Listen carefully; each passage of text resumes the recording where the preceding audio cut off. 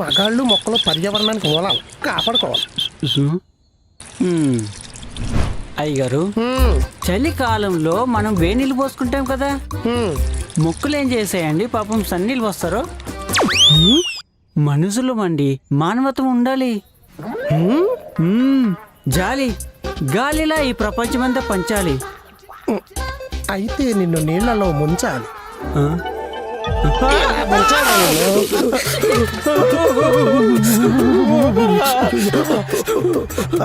తమరు ఇప్పుడు ఏం చేస్తున్నారు?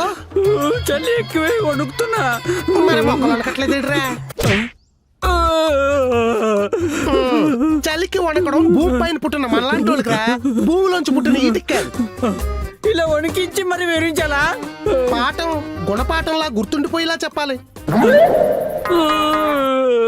జాలి గాలి అని ఎవ గోలికోరు చెప్పామంటే ఈసారి ఎండాకాలం మంటలతో హేస్తాను ఎదవా. వద్దు.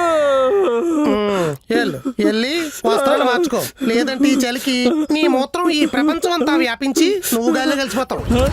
మీరు ఖచ్చితంగా నాశమైపోతారా గారు? అవునా? అవుతా.